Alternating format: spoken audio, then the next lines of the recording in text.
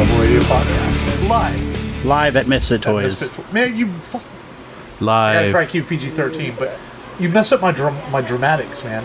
I'm sorry. You said it's spurred out. Just like the film in question today, not everything can go smoothly. I'm done already. You done? Yeah. He knocked over his water. Things isn't working. Long, you didn't say hi.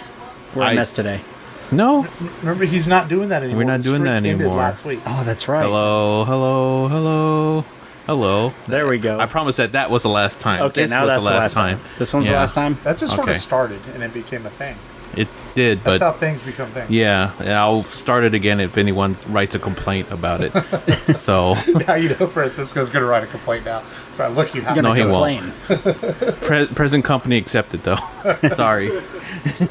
So, man, we're back at Misfit Toys, this really cool, nostalgic toy store here in Houston, Texas, over in the Heights off of Yale and 18th Street. If you've never been here and you're into geek culture, you're doing yourself a disservice. Absolutely. Come see Daniel and his cool collection of toys. He's got, we did Bill and Ted's last week. He had a freaking Bill Esquire figure over there. Wow. You know, he's got horror figures, Star Wars. I'm sitting in front of a wall of X-Men stuff. To our right is Power Rangers. There's a Light Bright over there. Batman the Animated Series, Care Bears, which Matt loves. My Little Pony. You know, Matt plays with those all the time. Lord of the Rings stuff. I mean, you name it, he's probably got it. And if he doesn't have it, he's going to find it for you. Yep. I mean, that's just how he does it. Customer service stuff. Long buys a lot of Godzilla stuff from him. You know, Transformers, and God, yeah. Well, you know, I wasn't trying to be like Asian Dig there, man. Say it's just you buy Godzilla. Yeah. So, you know, I got to be careful. Godzilla's more expensive to collect, though. Yeah. And, Godzilla toys.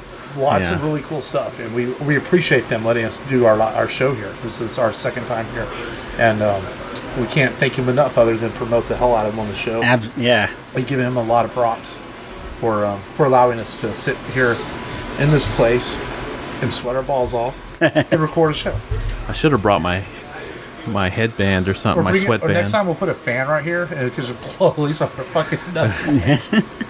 I do have a couple fans. You're obsessed with nads today, Mark. Nads. Hey, man, you know, hot nads. I'm kid free for a few hours, so I have to get it all out there.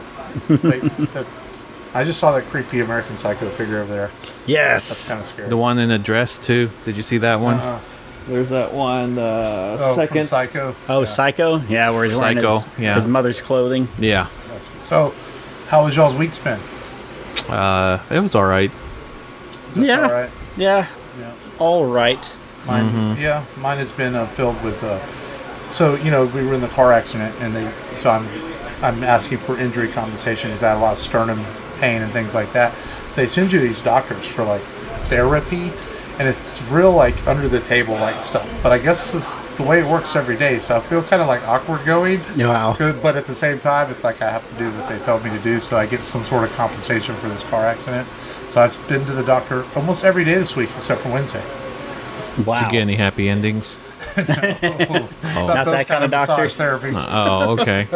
I mean, it might be more beneficial, you know? Yeah. But, so it's been a week filled with doctor's visits and, you know, and... Hopefully the insurance is paying that. Yeah, well, the lawyers take it out whatever settlement you end up getting in the end. I mean, your insurance pays some of it, then the lawyers pick up the rest of the tab. And, I don't know. It's like I said, it's all very, like, shady business kind of, but...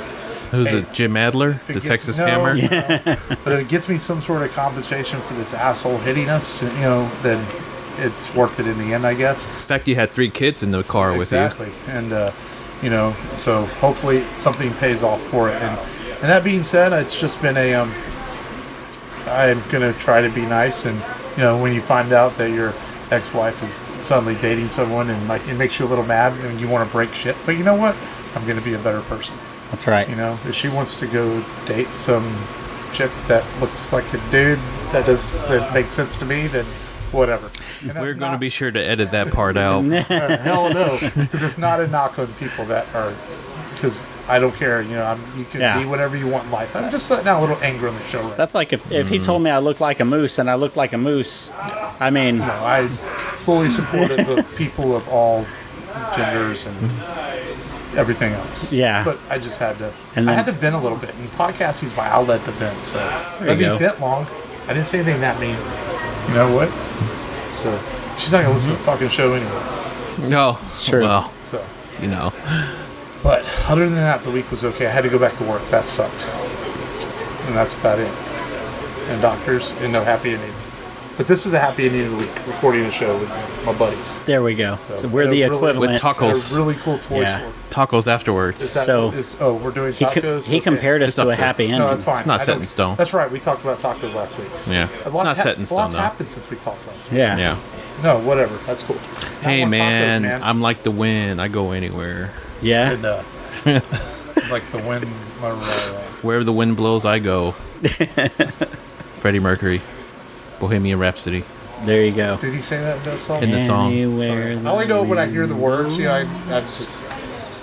He just sang it. I know. Yep. Mixmaster Long. Okay. Matt, he was the one that's singing. That's right. Yeah. Okay. I don't know. What is that? Is that Sabretooth? That looks like Sabretooth, but if he sang lead for Van Halen or Whitesnake. White Snake. Yeah, he looks like a. Gonzo, man, right? Wasn't there a band called Great White Yeah. Shark? There might be Oh, lots of bands in the '80s with. weird names. Rattlesnake. So, man, we're here in this toy store, and this is our 150th episode, which that's kind of a big deal. 150. Yeah. $1.50. And we did it in 5 years. And we're moving along, though, because we did 100, just last summer? Because you came, yeah, that's before you started being a regular on the show. Yeah. You came and did 100 with us, did Star Wars, and New Hope. that was about a year ago. So we're moving, chugging right along. We're going to hit 200 before you know it. This time next year, we'll be on 200. That's Well, nuts. That's crazy. Yarp. And when we started this, we didn't know what we were doing. No. We had no clue. We're like, let's do We a had a podcast. rock band mic. Yeah, we used rock band mics. And we passed it to each We other. recorded some shit, put it down, and like if I had to do it all over again, I would totally do it completely different. trust Yeah. me. But we learned a lot. We've come a long way. Rock band Mike. And we appreciate people that have stuck with us. I wonder if there's anyone out there that's heard all 150 episodes, ourselves not counting, you know? And so, hey, here's to 150 more. And what a pleasure it is to record at Misfit Toys, our 150th episode, in which we'll be talking Raiders of the Lost Ark, one of my all-time favorite movies. But before we get to that... Ark or Art? Ark. I said Ark. So I wasn't supposed to watch Raiders of the Lost Ark? No. Is that some porn movie? No. Oh, wait, that's Raiders of the Lost. Never mind. Okay, lost. Never mind. Going too far there. All right, so as we always start every show, we talk what we watched this week, streamed, downloaded, what we checked out, with the movie theaters saw, or anything cool. What did you guys see this week? I was planning to go see Toy Story 4, but that's not until It's next not out week. yet. Yeah. You were so excited that you jumped the gun. Yeah. Or did- I've been watching... I've watched every Toy Story movie since I was a sophomore in high school. It was like, there's no reason to stop. Super positive review so far. Yeah, Same. by Disney 100% shills. on Tomato Meter. Disney shills. Every time a Disney movie comes out, like they a give it a bitter good Godzilla review. fan. Yes, I Yeah. am very bitter. Despicable Me still beat it out. For Despicable what? Me 3. The tomato meter? No, not tomato reader. Like money. Money. Oh. Money, dude. Made like 1.3 billion. Well, I mean, it's Despicable a Me 3. stupid movie for stupid people, and there's more Whoa. stupid people in the world than there are smart Whoa. people. Steve Carell, Kristen Wiig. You ever heard of the 30-70 rule? There's 30% smart people and 70% are dumb people. Yeah. We're off to a good start, 150. Well, I'm angry What- now. what about- Now he started it. What about casual people? He just stupid people, man. We're just going. No. Who do you want to diss today, Matt? No, I'm just kidding. Stupid kids, Bearded mainly. people. What's with your beard, anyways? Hey, I shaved last night, dude. Because my beard, after being on vacation, my beard was totally on vacation. It was like everywhere yesterday. I was like, I better shave before I go to Misfit Toys and have to take pictures and stuff. That's So I want to okay. look sexy for you guys. There we That's go. okay. Godzilla's been around for 65 years. That is true. It was here before us. It'll be here after Yeah, us. before Bond, before Yes. Star Wars, before Star Trek, Before slasher films. before slasher film. 20 years Well, before no, slasher I don't films. know. 1974. I don't know. Yeah, because 55 was Godzilla, right? When they're like some 54. 54. isn't there Yeah. like some old timey, No. like black and white noir movies that are kind of slashers? No. No. Nope. You had the closest thing you could get was Tales from the Crypt comics. You had slasher comics before. Yeah. Yeah. But what did you watch? I watched Red Dragon. That's the refresh my prequel. memory. The prequel to Silence of the Lambs. Oh, The one where Ridley Scott directed that one, right? I believe it was Ridley. No, he directed the Hannibal. Oh, he did. Yeah, he Oh, directed the first Hannibal. Hannibal. This is the one with Harvey Keitel, and the guy who played the Hulk. Why can't I think of his name right now? Eric Bana? No. Difficult dude to direct with. Brian Cox? No. I know there was a Red Dragon Why can't I think of movie his that name? came out. Anthony Edward Norton. Edward Norton. I can't. I'm like I had his face in my head. I couldn't Directed think. by Brett Ratner. I'm so sorry you wasted your time. It was a good movie. I liked it. Well, Red I don't Dragon. know. Yeah. It's it is worthy of an episode on this podcast one day. It is. I remember seeing it, I thought it was okay. Because here's the thing, I wasn't a huge Silence of the Lambs fan. I'm like, but my buddy Nasso, you know Mark, he drugged me to see Red Dragon with him. He drugged me to see Hannibal with him, and all of them I was just like, Hannibal wasn't that great. I'm like, and then Hannibal Rising, he drugged me to see that. Hannibal too. Rising wasn't that And great all either. of them, I'm just like, I walked out there, I forgot them immediately. None of them were memorable to me. Even Silence of the Lambs, I know one Best Picture, but all I remember is the lotion in the basket part from that movie. Really? I don't remember anything else. I have personally never walked out of a movie, but Mortal Kombat Annihilation pushed me hard. Felt Let's like kill everyone in the first 5 minutes. Have I ever walked not out because of that, but I mean, It was just bad. I It was just- remember yeah. I walked out of Natural Born Killers to gather myself. Yeah, it was so messed up that I walked out for a minute and was like, and I went back in and I finished it because it was just so. I mean, y'all probably seen it by now. It was so intense that I just had to, when the part where he's cutting Robert Downey Jr.'s ear and all that, I walked out for a minute. It was too much because there's so much violence in that movie, and it's just like, and I gathered myself, I walked back in, and I cringeworthily finished it somehow. Wow. But I don't think I ever walked out of a movie because it's bad. I made it through Mortal Kombat Annihilation. Yeah. Even though it was terrible. In Red Dragon, apparently Edward Norton, Edward Norton wants his hands in every film that he's in. He forced the director to film certain scenes, and then he just said, okay. And then, like a kid handing you macaroni art, he left it up on the fridge for a little bit and then took it down whenever he submitted everything for editing. So they edited it all out. But I liked it. It feels like a Criminal Minds, like a long episode of Criminal Minds to me. That's how it feels, and I guess that's why I feel like it's decent, because those episodes and those kinds of shows have become more common, and it's a little bit more with the times. I'd say it's probably of the films after Silence of the Lambs, it has to be the best one. Hannibal and Hannibal Rising wasn't that great at all. yeah. Then they made the TV show that only lasted like a season. Yeah. And I actually, I take that back when I come to say I don't have a lot of memory of the Hannibal stuff. I did watch like the first 3 episodes of the show, and I thought it was pretty good. I thought the TV show was pretty well done. Then I just sort of like... That's with Mads Mikkelsen, right? He made the show because he was so good. And then I just sort of lost track of the show. I'm very good at keeping up with network. Well, it's over. Yeah. Yeah. And, but yeah, so that's all you watched. That's all I watched. I was disappointed that it was not based on the A-Team leader, Right? Hannibal. I know. Mr. T pops in there. What's wrong with you, Hannibal? Hannibal!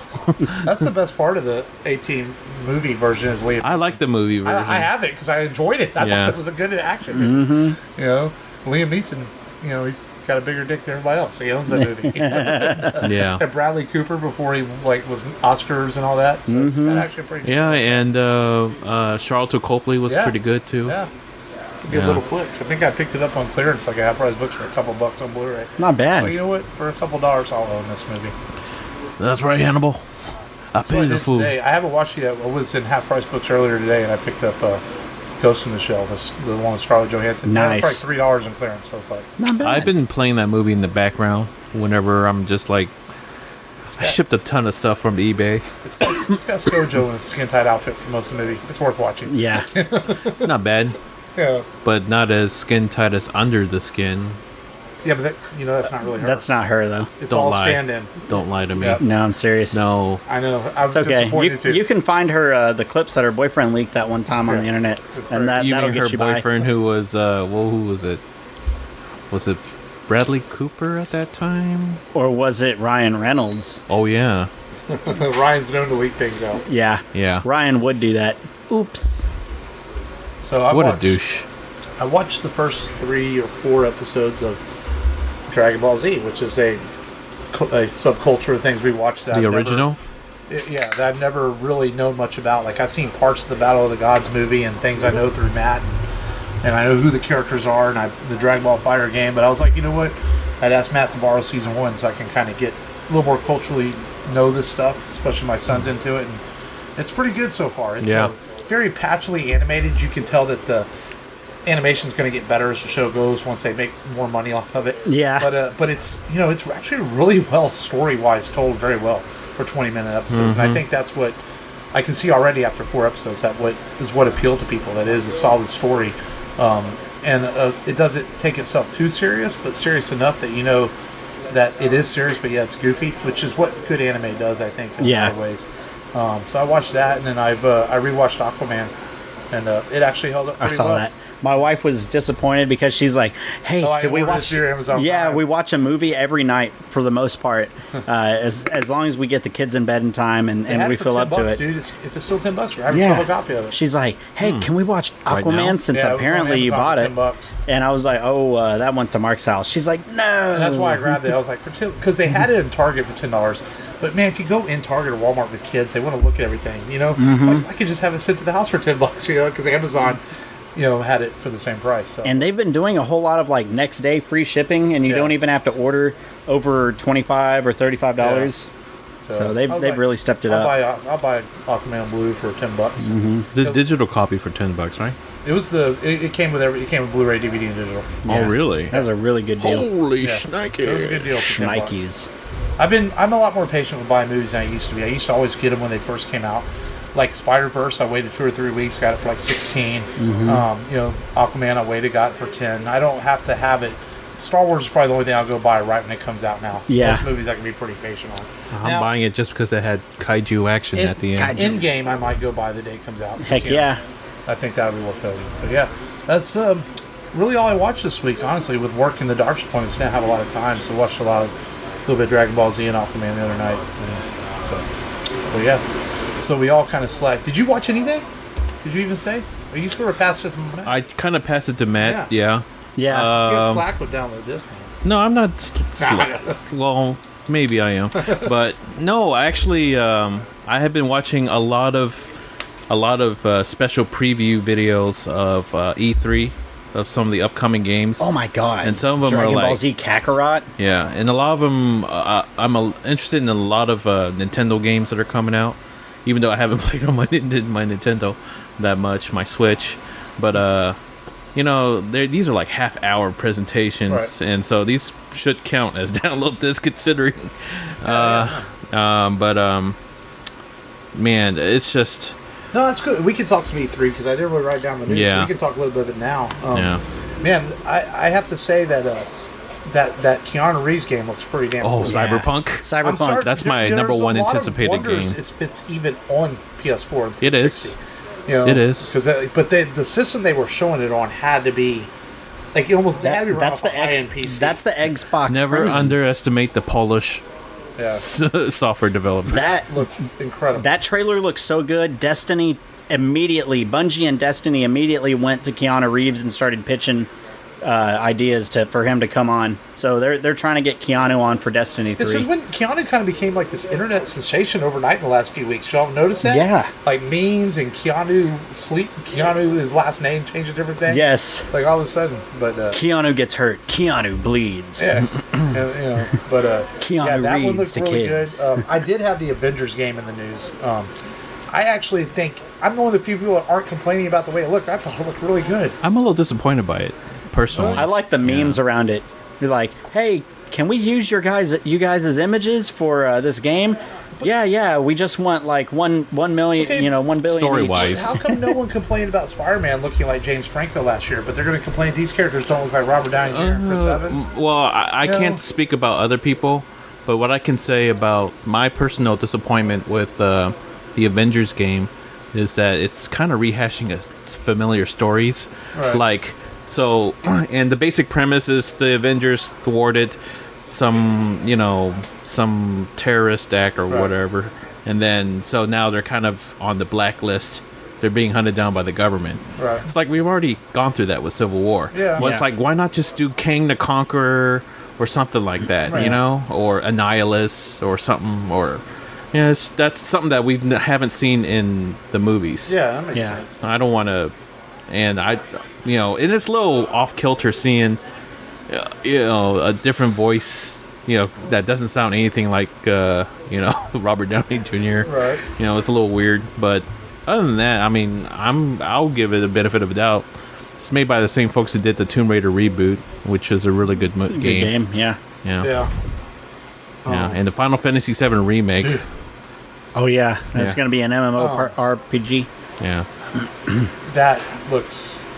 Wait, what? It's just a remake of Final Fantasy VII. Oh, am I thinking of 14? Yeah, 14. I think I'm thinking. They're going to try MMORPG again. Yeah, that's right. Which they tried with 11, which is still people are still playing it. But 11 was never the success they wanted it to be. But the 7. No, it was. It was. Well, I guess it started out slow. Yeah, but the 14 is popular too. But the 7 remake looks good, amazing. It's not just like they completely re-rendered things. It's not just. I mean, it looks like from a ground-up remake. It is. Yeah. I have a friend that plays 14 pretty hardcore, and he said that people, to get a house there, it's hard because there's only a certain amount of land that you can get a house, and if you haven't been there or logged on in a while, it goes up for free.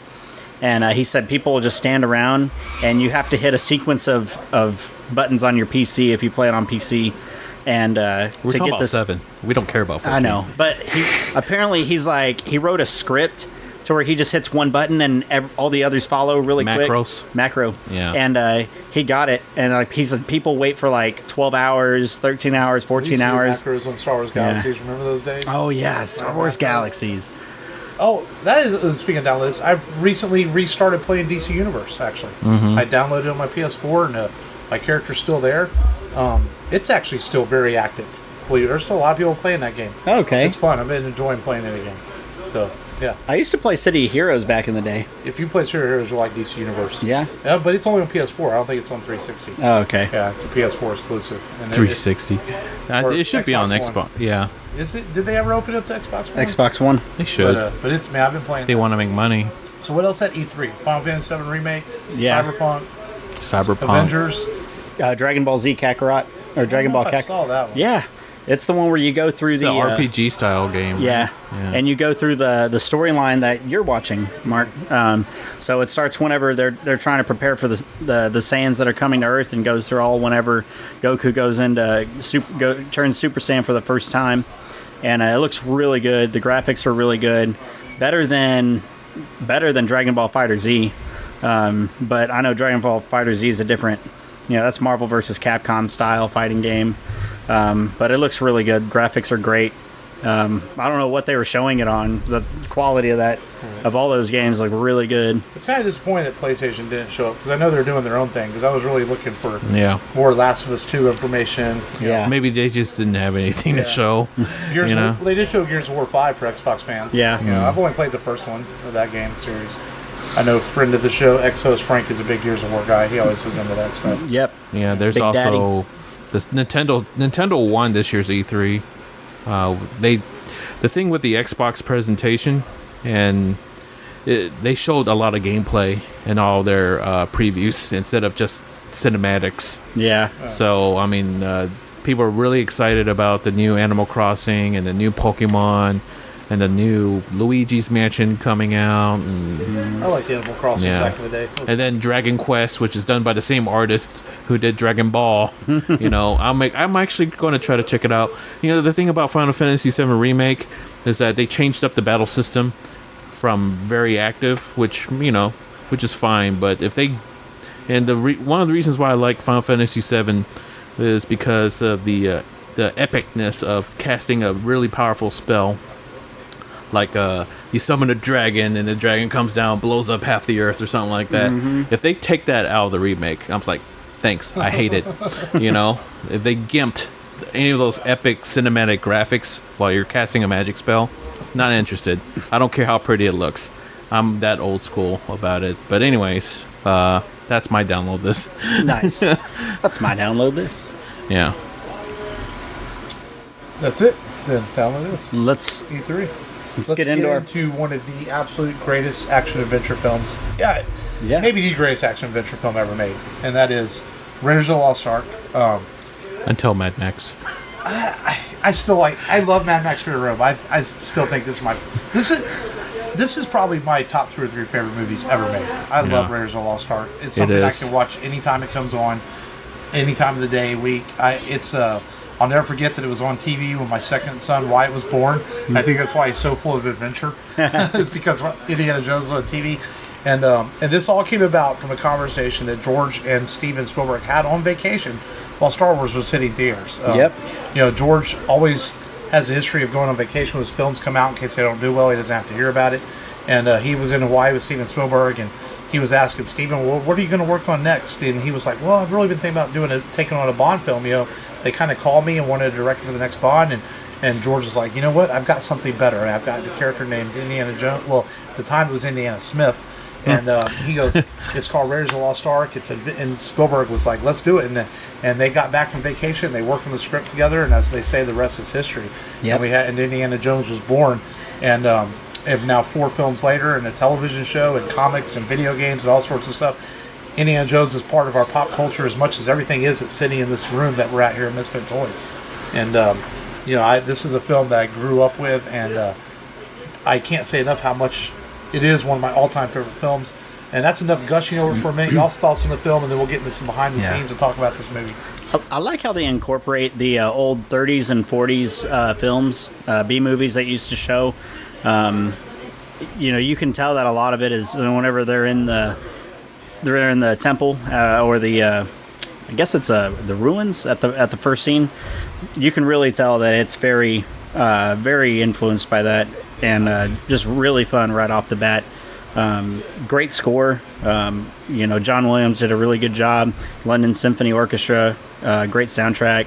It's definitely something you could probably sit through at a nice opera or an instrumental show if that's what you're into. But it's all 3 of the original films, and then even Crystal Skull, awesome. Just enjoy them all the time. Can watch them from start to finish, no problem. Anytime it's on. Crystal Skull. You're gonna make a lot of people mad. Well, you know what? I know he didn't get into a whole lot of shape for that film, and that was probably my biggest beef for it. But we got Indiana Jones again, so there was that. Long. Raiders of the Lost Ark. It's a classic. I'm done. Enough said. It's Raiders Classic. of the Lost Ark. If you don't know it, too bad. Matt, you were obviously way too young to see this in theaters, so I imagine you're the first. I didn't see this in the theaters personally. I may have with my father. As because he took me a lot of these movies when I was a kid. Yeah. But this is one of those I just remember watching it. Probably had it on, rented it from the B&B video several times, or watched it on Fox or Paramount TV or whatever freaking network we had back then many times. And I was able to see this on the big screen during the 25th anniversary back in like 2000 what year it came out? 81? 81. So it's coming 81. up on its 40th. So it was about 10 years ago, the 25th anniversary. I saw nice. They had screenings at theaters, and I saw it like at AMC Willowbrook, I believe, is where I went and saw it. And I saw it on an anniversary screening. And then I was able to see it again at the Museum of Fine Arts of all places. Yeah. Museum of Fine Arts used to do movie screenings, and again, NASA, he called me, hey, they're showing Raiders, you want to go see it? I was like, yeah, let's go see Raiders on the big screen again, because they actually have a movie theater there inside the Museum of Fine Arts. So I was able to see this a couple of times on the big screen in recent years, and this is one of those movies, if it's ever playing in a repertory theater, go see it on the big screen, because there's nothing like that experience with the boulder coming down at the beginning of the film, from the huge set pieces and stuff out in the deserts of Tunisia where it was filmed. Yeah. Very much worth seeing on the big screen. Yeah, I probably saw it in 95. Harrison wasn't the first choice to play Indiana Jones. Tom Selleck. Tom Selleck. Who filmed Raiders of the Lost Ark. What? Yes, Raiders of the Lost Ark with Tom Selleck. Is that a documentary? You can look it up right now. They basically, because Tom... A documentary, or is it fictional, or what? It was basically a spoof. Not a spoof, but just a rehashing to basically showcase what it would have been like if Tom Selleck was cast instead of Harrison Ford. And the result, I think most people, and everyone will agree is that they did a good job by casting Harrison Ford and not casting Tom Selleck. He has a different way of portraying Indiana Jones, but more of a James Bond kind of style. The films, the scenes that I saw in it where he's with the lady, very James Bondish. Well, but that's some of the things they attempted to change, like at the beginning of the film, where Indiana Jones comes out to talk to Brody, and he's in his bathrobe. The original scene, they filmed him getting up next to a girl. Yeah. Because they wanted the idea he was like a James Bond, and Spielberg never liked that. He wanted it to be different than James Bond, so he edited it out and took out the scene where he just walks in there and you never know there's a female in the room. But the idea was that the original Indiana was closer to a Bond's-like character. But as the scripts went along and the character developed, they felt that he was nothing like Bond. That he wasn't that playboy type. That he was more of an everyman that could, go on these adventures and also be a teacher. And I'm kind of glad that did that. I think it's Harrison's still his favorite role. Mm-hmm. Yeah, he absolutely loves the role of Indiana Jones. He's like if Captain America was a friggin' archaeologist. He's like good for the sake of good, infallible. You can't bribe this guy. He's trying to do what's right all the time, no matter what. Yeah. And, that's pretty cool about him. I wouldn't mind seeing some kind of a depiction of Indiana Jones during World War II. Oh, yeah. Because Crystal Skull was based during the Cold War. Right. And then, the three indie movies are set, before Hitler's, war campaign. So it'll be interesting to see how... Because Temple of Doom is like right after World War One, essentially. Mm-hmm. No, World War II. No. It was... Okay, I'm trying to remember. Well, it was 1938... for Raiders of the Lost Ark. And then 34, 35. Yeah. So, and World War II started in 1939. Yeah. So, it's just a few years before. Yeah. So. And then the third Last Crusade is like... It's still before. Right before, like 1940-ish, Yeah. Still in the 30s. It doesn't surprise me that Spielberg kind of took away that debonair James Bond style, because this is the same guy that had walkie-talkies as guns and E.T. Did you know that South Park made a whole episode about how they were trying to Spielberg and that was the special editions. Well, they made an episode where Spielberg and George Lucas were going to do we have redo. To go there? yeah, man, it's hilarious. So not really. So Spielberg and George Lucas are supposed to like reshoot and revamp Raiders of the Lost Ark, and the South Park characters are trying to get them to stop doing it, and they run into security guards who are trying to use walkie-talkies and use them as guns, and then whenever you said this story before in the show. No, I don't think so. Well, so they in the end. Cut through all the stuff. In the end, they open up the film tube and they start melting away, just like whenever they open the Ark. And they just disappear, and the South Park character covering their eyes. To finish your side rant, though, the recent re-release of E.T. on Blu-ray actually has the guns back in it. I saw that. So. Yeah. But yeah. He admitted that he did wrong and that. Did you know that some of the most famous lines in this movie are ad-libbed? Yes. Yeah. Whenever he says, "It's not the years, honey, it's mileage." It was not even in the script. He just made it up. Everyone knows that. Well, not everyone. Yeah, not everyone. No. What if there's a lot of filthy casuals, as you like to say? Did you know that the U-boat was a wooden replica that was also used in the German movie Das Boot? Mm-hmm. Really? Mm-hmm. And then same replica. Everyone knows the famous Cairo swordsman scene that everyone on set got really sick, and Harrison was dysentery. One. Yeah, that's what they had. Spielberg didn't get it because he didn't eat the food that was brought in. He was a big SpaghettiO guy. Spielberg ate like SpaghettiOs every day. That's why he didn't think he got sick. And Harrison, of course, got sick. And they were supposed to shoot this elaborate scene with the Cairo swordsman, and he was going to use the whip. And Harrison could like barely lift his arm, and he's like, "Why don't we just shoot the bastard?" Or something like that. Yeah. And Spielberg's like, "Okay, let's do it." Instead of multiple takes, it took like 2 takes, and it became one of the most famous scenes in the movie that's been montaged many times in other films and television shows. Yeah. Was this movie independently funded by Lucasfilm? It was, because they had a lot of trouble finding a distributor. They could not find no one. Every studio passed up on it. They had to convince Paramount they wouldn't take any royalty monies if Paramount would pick up the film, because no one wanted to distribute this. So people were like, James Bond adventure movies, no one's going to watch this. The sci-fi craze was going nuts at that point because of Star Wars and everything else, and people wanted science fiction and creatures and Clash of the Titans and monsters. They didn't want an adventure film. I wonder if that's why every time I see an Indiana Jones film on TV, it's always Raiders to me. So if they didn't take any royalties, I wonder if that's why. And they're just like, oh, no royalties. We need to make the money later on. Just sell it at the television. I think George and Spielberg are both doing okay now. They're probably fine. Yeah, Skywalker Ranch. Yeah, I think they're probably. It's all Disney property, anyways. Oh yeah. And I'm sure they'll go to Disney Plus. Disney Plus, that'd be cool. Yeah, and R2 and 3PO are in the movie twice too. They're engraved behind the Ark on the wall, and then they're in the Well of the Souls also. I didn't know that. That's awesome. Yep. Just like. Are you talking about like in the Well of the Souls, like inside the mist? Or... No, they're engraving on the wall again. Yeah. Oh, okay. That one's harder to see. The Ark one you can see clearly in the movie in live action. When they're walking away with the Ark in the shadows, you can see 3PO and R2 in the background. Yeah. The Well of the Souls one, you kind of have to freeze frame your player to really see it better.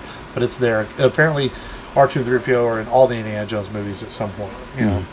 Which has been a running joke between them, and even now it's even going to J.J. Abrams, where he's known to throw R2-D2 into some of his films too. And apparently, there's R2-D2 and was one with the train Super 8. Oh, Super 8. Star Trek. And in Star Trek, which we did a couple weeks ago, you can see R2-D2 floating in space.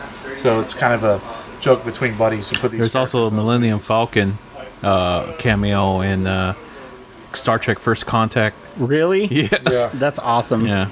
The Millennium Falcon's fighting the Borg, kind of. You can, if you see it really close. Yeah. That's awesome. And another is, this movie almost got R rating too because of the face melting scenes at the end of the film.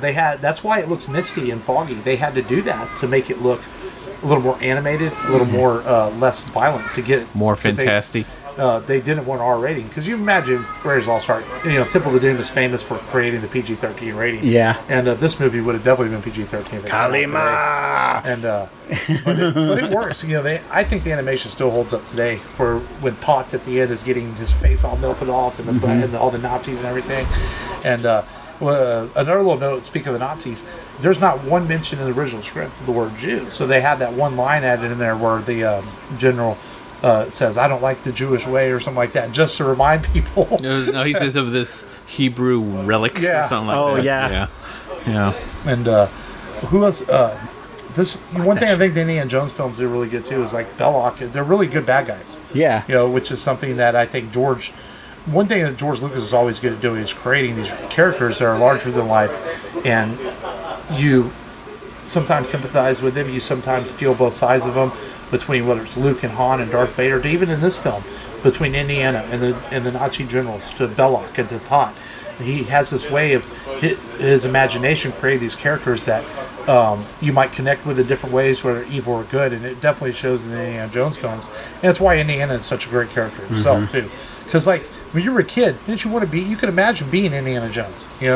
You could, because an archaeologist was something you could connect with. You could go to school and teach that and be an archaeologist, but you thought you were going to go on adventures like this. And then when I took archaeology at college, I'm like, man, this shit's boring as hell. Yeah, the baby boomers looked up to John Wayne, and our generation looked up to Harrison Ford. That's right. Hey, you want to have it any other way. Yeah. But the Indiana Jones series, I think, is something that is amongst our best that we've had. And say what you want about Crystal Skull, a lot of people didn't like it. I did enjoy it for what it was. Yeah. As long as I could skip the tree swinging scene, I'm happy. I enjoy I've seen every episode of the Young Indiana Jones television series. I actually really like it. There's some episodes that are a little slower than others, but for a early 1990s television series that had a really high budget, it's actually pretty well done. Most of it was shot on location, which is what cost them so much money on the show. So they had to save money in other ways because the location shooting was costing them so much. It wasn't shot on Hollywood backlot. They shot a lot of that in places. And Sean Patrick Flannery, of course, played young Indiana Jones in that show, who we never had on the show, but he did cut a promo for us, for our show because he was really nice, and he's from Houston. He probably lives somewhere. Who knows where he lives? I know he lives in Houston. Lives somewhere over here. His parents do. His parents live like a memorial. It's better than 45. Yeah. The ever constructing 45. I've always thought that that German guy, the first one, the one with the glasses, I've always thought he was Asian. Oh, Tot? Yeah. Oh Todd. yeah, I always thought he was Asian When I too. was Yeah. a kid, he creeped me out. He Yeah. scared me when I was a child. Yeah. And then like when you see him in more sunlight, it's like, okay, he's German. Yeah. It's like when he walks into the bar, he's like, "Hello, Fernand." I'm like, guys, I just like how one thing we should touch up on is the visual storytelling that this movie has. And I watched it this morning. Yeah. And it was like a lot of subtle setups done visually. It's not spelled out all the time. It's like if you see them, talk about it visually, then cinematography wise, this film is really excellent done. One scene I really like that I always felt was a callback to where in Star Wars you see Luke looking over the planet at the moons and thinking about losing his aunt and uncle. I always thought in this movie where you see Indiana in silhouette standing above the well, not the Well of Souls, but the where they're going to dig for the Ark. I always thought that was a really well shot scene out there. Yeah. Yeah, with the background behind him and stuff. Yeah. There's a couple scenes that I always remembered from whenever I was a kid watching this, and it's I guess the first one is I guess my number three scene that I descriptively remember is whenever he's fighting the beefy German dude and they're fighting around the plane. I always thought that was parts of the movie. He gets killed twice. Oh, for real? Yeah. I didn't notice that. And then the propellers come and chop him up. I made my son keep his eyes open for that. I was like, you have to watch this. What's going to happen? You got to watch it. I can't tell you. And then, of course, the street scene where he just shoots the swordsman. And then the last one's when everyone's face is melting. I always remembered it as a kid. And that's forced your son to watch that, did you? Oh, hell yeah. You did? He closed his eyes, though. He's like, killing you makes you stronger. Yes. Huh. Okay. But, yeah, I think this whole movie is my favorite movie. I don't think I have a favorite scene. It's right up there with Star Wars. It's one of my favorite movies of all time. I absolutely love Raiders. I actually have a personal preference towards Temple of Doom. Yeah. Because I like Last Crusade too a lot. Yeah, me being like one of the few Asian kids growing up in Texas. Yeah. It's like I saw short round these with Indiana Jones, and I was like, man, I wish I was in that kid's spot. No time for love, Dr. Jones. Yeah, Dr. Jones. Just like you're cheating. And it has arguably one of the best sequences with the rail car and the mines and all that. Oh yeah. Yeah. No, I agree, man. All these movies have great sequences. And a really good Disney ride. Yeah, speaking of action scenes, rewatching it this morning, the scene where he's on the truck, the truck chase scene still holds up. Spectacular. Yeah, still holds up. So, but Spielberg is a master at filming action. So. Yeah, he's one of our best. So, final thoughts on Raiders of the Lost Ark? Man, if you're gonna watch an Indiana Jones film and you got to pick one, pick Raiders. Oh yeah, I think this movie you would show anybody who's never seen an Indiana Jones film. Not that they wouldn't enjoy the others, but I think you got to start with I love them all differently, but equally. Yeah. There's even things I liked them, and like I said, in Crystal Skull, man, like the monkey swinging scene was kind of weird, but the rest of the movie, like I had no problem with Shia LaBeouf being his son or any of that. Yeah. I really enjoyed a lot of parts of that film. That's when Shia LaBeouf could do no wrong. The opening sequence is actually really excellent. With the nuclear blast and all that. There's stuff they even like in that movie. It's campy. It's campy but fun. Yeah. That's why I think that's why I like the whole. People complain about the alien elements of it, but I kind of like the campiness of it. Yeah. I thought it worked for that. I mean, it was definitely a 50s love letter. For the science fiction 50s movies that Lucas and Spielberg grew up watching. Yep. But, I don't think we mentioned enough. We should do small mention about Last Crusade. That's another great movie, too. With the great Sean Connery. Yeah. And... it's probably the funniest movie, but not funny by being stupid. The jokes work between him and his father. Yeah. When he's like, Andy, the floor's on fire. What do you mean? He goes, it's on fire. Yeah. And then Indy finding out that, they both slept with the same woman. Yeah. Like, you find out that the dog was named Indiana. Yeah. Things like that. Yeah. So. Yeah, I agree. Love this movie. It's always going to be in my top favorite movies. Extreme rewatchability, without a doubt, for this movie. Yeah. It's funny because Father's Day is tomorrow. And I usually watch Raiders of the Lost Ark on Father's Day every year. Oh. It's like my Father's Day movie. But I don't have to now since I watched it earlier in the week. So, but yeah. So it's just one now you can watch Raiders of the Lost Ark with Tom Selleck. I'll just watch Temple of the Doom instead. So, time for some news. Time for some news. And we talked a little bit of it from E3. Yeah. you know, so, but I didn't catch anything major this week. Xbox Crimson. Oh yeah, Yeah. It's called Scarlet. Scarlet. Yeah, Yeah. Is that Scarlet. like a new system or something? Yeah. Yep. It's going to be like $600, I bet. Oh, and this whole Google Stadia thing. That's a new games streaming service that Google's trying to come up with. Yeah. Where you pay like theoretically $10 a month, and you can play every major title over your broadband, in real time. Really? Like, let's say you're playing Assassin's Creed, or let's say Gears of War. You're playing Gears of War, and you're playing it just through the internet connection, without any lag. It sounds right? like problems. Yeah, because really, I mean, it's more because it doesn't take into account data caps. Right. Because we are under Comcast, we have data caps. Right. Yeah. So, and someone was like, you could stream it in 3 different qualities: 720, 1080, and 4K. And apparently, someone did a test of doing just 720 and 720p resolution, and he was streaming like, I don't know what, 20 gigabytes an hour. Yeah. And it was like, dude, if you add The that server up, costs would be astronomical. yeah. So, and then you have to have at least 35 megabyte per second download speed. Yeah. And that's not taking into account if someone in your house is watching Netflix. Yeah. Or, Right. so. Stuff Matt watches. I got you. Yeah, I hope it fails, personally. Yeah, it just sounds like a bad idea. Yeah, and not only you pay $10 a month for whatever game you're playing, you have to pay an additional $60 for new release titles that are coming out. What? Just buy the game. Yeah, and then what happens if the service fails? Yeah. Right? What happens to your games? Gone. Yep. In the Yeah. ether. That's one thing about, at least when you buy a game digitally on your PlayStation and account your Xbox, at least you do. At least the digital copy is on your hard drive. Yeah. It's not server side; it is client side. Yeah. So. So, Sony and Microsoft aren't worried about it, and Yeah. they shouldn't be. Microsoft has that Games Pass thing. You pay $10 a month, you could download whatever game that they have on their service, and you could play it as long as you want. That's what I have. Yeah. So, I I forgot about this. I downloaded Double Dragon Neon. Is it Yeah. PlayStation Yeah. Now similar? I've never used PlayStation Now. No, I think it's, I don't know. Yeah. I don't know. Maybe it's similar. I've never been a game renter, even when I was younger. I just, I'll buy it. You never went to Blockbuster and rented Battletoads? Occasionally I rented stuff, but I never. Speaking of Battletoads, did you see the reception? Aren't they doing a remake? Yeah, they showed the remake finally. They announced it last year. They showed the remake. The people are hating on the art style. Really? Yeah.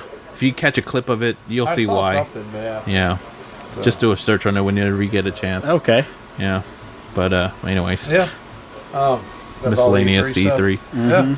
Well, Tarantino's still talking up his R-rated Star Trek. Yeah. He's doing press for Once Upon a Time in Hollywood, and he says the script is ready, and they just have to refine it. And they're talking like if they're going to do it, they want to do it with the possibly the Kelvin cast, which is a new timeline. Chris Pine, all those guys. Yeah. But that's as much as he said that he said it's a hard R. It's got violence and language in it, and I'm still not sure how I feel about Star Trek saying F-bombs and stuff. Well, but, I mean, Discovery dropped their F-bomb a couple they? of times. Yeah. So they're trying to go in a little more adult way. Maybe it is a way to fix it. We talked on the show a couple weeks ago that the new generation doesn't know Star Trek as well. Maybe this is what you do, is you bring it a little more edgy, a little Yeah. more Why is modern. Tarantino invested? He's a Star Trek fan or what? Yeah, he's always been a big Trek fan. It's Oh, one of his okay. favorite things. And he hasn't said if he's going to direct it or not, because he keeps saying he's only doing 10 films, and Once Upon a Time is his 9th film.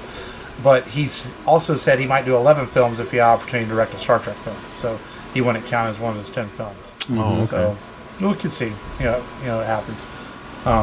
Then Chris Pine could really, get inside that green alien. Yes. And the Tarantino version. Yeah. Chris Pine's a fantastic actor, and I heard that the movie Come Hell or High Water is a very good modern western. It is really good. Yeah, I need to see it. Have you seen it? Yeah, it's really good. I need to watch that. So, it was one of those that really surprised me. I was like, wow, this is actually really good. Yeah. Yeah, it plays out really well. There's only 11 cities that are getting these. You're going to go get an upside down Whopper. Really? What? It ties in with Stranger Things, yeah. Oh, It's that's supposed cool. to start around the week the show comes on Netflix. Don't forget about Coke. We have Stranger Things Coke. Yeah, new Coke, which apparently is in some stores already. Yes. But Have you seen your store yet? We haven't gotten our store yet either. Yeah. You work for Coke. What's up, man? Walmarts are the first ones to get it. Sorry, guys. So you should see it in Walmarts in a week or two. I think it's like two more weeks. We've already started promoting it. Well, there's some people you go on Twitter, people are buying it somewhere already. It's already out places. Speaking of which, you just reminded me. The family that owns a majority stake of Whataburger just sold their majority stake to a equity bank. All these Texans are crying. Whataburger's overrated anyway. Equity firm. I'm in the same boat as you. It's not what J.J. Watt says. Yeah, and J.J. Watt is coming in. It's like, no, Patrick Mahomes it's going to end up like Carl's Jr. But if you read the fine line of it, the family is getting older. The kids don't really have much interest in taking over the business, so they're doing this. It kind of shows to secure the future of the company. Yeah.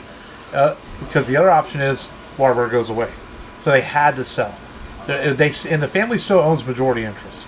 And for those that listen outside Texas, Whataburger is a very famous burger chain here, and there's always argument whether it's the best or not. In-N-Out or Whataburger. Yeah. So, I don't care. Whatever. Mm-hmm.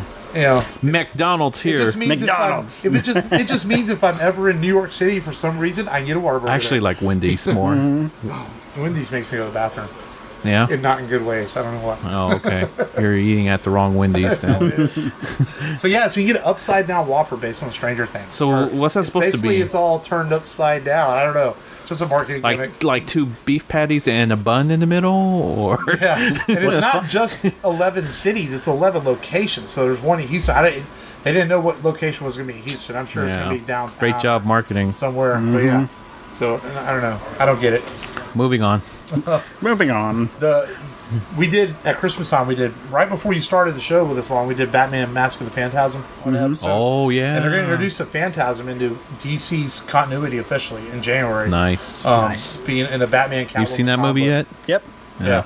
So, Harley Quinn was famously introduced into continuity years ago by Alex Ross, and she's going on to become one of the most popular Batman characters of all time. And I don't know if Phantasm will follow the same suite, because comics are in different as long as Tom King doesn't fuck it up. Yeah. Well, they kicked him off of Batman because he's on some crusade to change the status quo of Batman Forever, and apparently DC didn't like that. So they're like, okay, we're going to take you off the book. You can go to this Batman Catwoman miniseries, and but I guess he's on a pretty strict leash. They didn't fire him from his editorial job yet, but I think the powers that be at DC aren't too happy. I tried to read Mr. Miracle. I did like his book, The Visions, where it's about the Vision and he has a suburbia family. Yeah. But it was pretty good. But I don't know. Tom King's writing. Well, changing the status quo of Batman, what are you going to do? Kill Alfred? And that's just going to make people mad. And some other writer's going to come along and bring Alfred back. Because how else do you change the status quo of Batman without killing Alfred? Well, he was going to make them marry. Catwoman and Batman marry, but for some reason they pulled the plug on that. Yeah. So who knows? So last bit of news is Dark Phoenix, hit theaters last week, did not do well. Bad reviews. And so the director, go watch Godzilla instead. Simon Kinberg has come out and he's spoken about the problems of the movie and taken the blame. Good idea for a director to do that? Or, because, man, it could affect him maybe even working again. He directed it. Yeah. So I don't know. Wrote and directed. I think that if you make a movie and it doesn't do well at the box office, you should defend your movie. Maybe not take the blame for it. That's just my thought. Whatever happens, happens, Yeah. Maybe the movie will find a home on home video. But at this point, does it really matter anyway with the movies going to Disney in the next, few years? They own them now. But I'm predicting at least a 3-year hiatus. Oh, I think even more probably. 4 or 5 years. Yeah. Wow. I think it'll be way in the second half of Chapter 2, So that's all the news I got. So let's preview next week's movie. Finish up the show. Yes. So next week, man, we're going to be talking an animated adult classic. And a friend of the show, she wants to come on and talk this movie with us. Her name is Winter. She's does Benefit Betty's here in town, which is a burlesque show type thing where they do charity benefits and do other comedy shows and things. And she requested the film Heavy Metal. Columbia Pictures presents Heavy Metal. A trip beyond the future to a universe you've never seen before. A universe of mystery. A universe of passionate fantasies. A universe of terrifying evil. A universe of of magic. Heavy metal.